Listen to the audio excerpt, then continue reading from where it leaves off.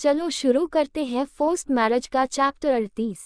अगली सुबह दक्ष अभी तक सो रहा था। दक्षिता उठ गई थी और वो नहाकर पूरी तैयार थी। वाइट कलर का चूड़ीदार, बालों की ढीली ढीली चोटी बनाई हुई जो कि उसकी कमर तक आ रही थी, और बालों की कुछ लटे चेहरे पर आकर उसको और भी खूबसूरत बना रहे थे। और इन सब से भी खूबसूरत उसकी प्यारी सी मुस्कान। वो अपना दुपट्टा संभालते हुए दक्ष के कमरे की तरफ जाती है और दरवाजा खोलकर अंदर जाती है।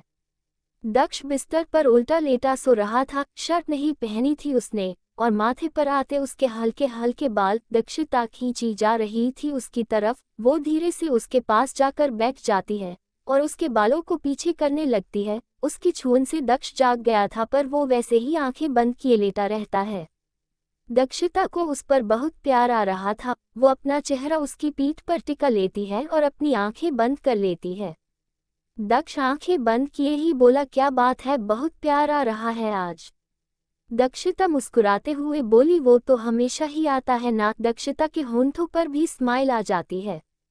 दक्षिता वैसे ही उसकी पीठ से चेहरा टिकाए हुए बोली, आपसे कुछ मांगूं तो देंगे आप। दक्ष अपनी आंखें खोलता है और करवट लेकर सीधा हो जाता है। दक्षिता अपना सर उसके सीने पर रख लेती है। दक्ष उसे अपनी बाहों में भरकर बोला, पहली बार तुमने मुझसे कुछ मांगा है, वो भी ना दे पाया तो लालत है फिर मुझ पर, बोलो क्या चाहिए। दक्षिता अपनी पलकें झुकाते हुए बोली, ज्यादा कुछ नहीं, बस आज का आपका दिन सिर्फ मैं और आप। दक्ष बस एकटक उसका चेहरा देख रहा था। जब दक्ष कोई जवाब नहीं देता तो दक्षिता अपनी पलकें उठाकर उसकी तरफ देखती है और बोलती है, बहुत ज्यादा मांग लिया क्या। दक्ष अपनी बाहों का घेरा उस पर कसते हुए बोला, तुमने कभी ज्यादा मांगा है क्या, हमेशा दिया ही दिया है। इतना प्यार, इतना इंतजार, इतना सब्र, इतना भरोसा जो शायद ही कोई लड़की किसी लड़के पर करती है, और मुझ जैसे माफिया पर तो बिल्कुल नहीं। दक्षिता बोली, आपकी ये बाहों का घेरा मेरे लिए दुनिया की सबसे महफूज जगह है, और इस शहर में एक आप ही है जिस पर दिल ने भरोसा करने के लिए कहा था, और मुझे यकीन है कि आपके होते हुए कोई मेरे साथ गलत कर ही नहीं सकता। और रही बात इंतजार की तो वो तो मैं पूरी जिंदगी भी कर सकती हूँ, वो मुस्कुराते हुए बोलती है। दक्ष आगे बका उसका माथा चूम लेता है और फिर बोलता है, आज का सारा दिन तुम्हारे नाम। अब मैडम आप ऐसे ही रहने वाली है सारा दिन, वैसे कोई प्रॉब्लम नहीं है, मैं रेडी हूँ। उसकी बातों पर दक्षिता शर्मा जाती है और अपना चेहरा उसके सीने में छिपा लेती है। दक्ष उसे कसकर बाहों में भर लेता है। दक्षिता बोली, मुझे शांति भवन जाना है। दक्ष हैरानी से उसकी तरफ देखता है। दक्षिता बोली, ऐसे क्या देख रहे हो आप।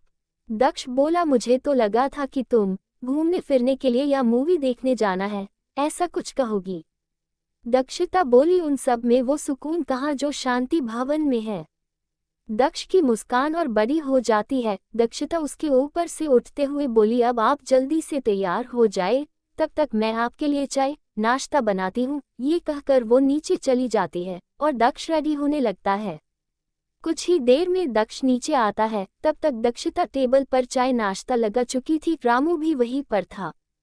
दक्ष इधर उधर देखते हुए बोला, कबीर कहाँ है।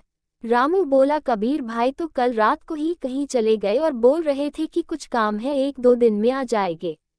दक्ष हैरानी से बोला, कमाल है, उसने मुझे नहीं बताया। दक्षिता को तो कबीर से कोई मतलब नहीं था। वो दक्ष के सामने चाय रखते हुए बोली, शुरू कीजिए। दक्ष बोला, बैठो तुम भी। दोनों नाश्ता करने के लगते हैं। रामू दोनों को ऐसे साथ में देखकर बहुत खुश था। वो दोनों को देखता हुआ वहां से चला जाता है। कुछ ही देर में नाश्ता करने के बाद दक्ष और दक्षिता शांति भवन के लिए निकल जाते हैं। दक्षिता कितनी खुश है ये तो उसके चेहरे से पता चल रहा था, और उसे खुश देखकर दक्ष भी बहुत खुश था। दक्षिता मुस्कुराते हुए कभी दक्ष की तरफ देख रही थी तो कभी बाहर रास्ते पर। दक्ष उसे देखकर बोला, क्या सोच रही हो। दक्षिता बोली, यही कि ये सपना तो नहीं है ना, आप सच में मेरे साथ हो ना। दक्ष उसके हाथ पर अपना हाथ रखते हुए बोला, यकीन कर लो ये सपना नहीं है, वो दिन दूर नहीं जब ये दक्ष पूरी तरह तुम्हारा होगा। मैं अपने मकसद के बहुत करीब हूँ और ये सब तुम्हारे प्यार और विश्वास के कारण ही हो पाया है। दक्षिता बस मुस्कुरा देती है। दक्ष बोला, एक बात पूछूं तुमसे। दक्षिता बोली, पूछिए ना। आज के लिए इतना ही, मिलते हैं कल नेक्स्ट एपिसोड के साथ। अगर स्टोरी अच्छी लगे तो प्लीज़ लाइक कमेंट और चैनल को सब्सक्राइब जरूर करें।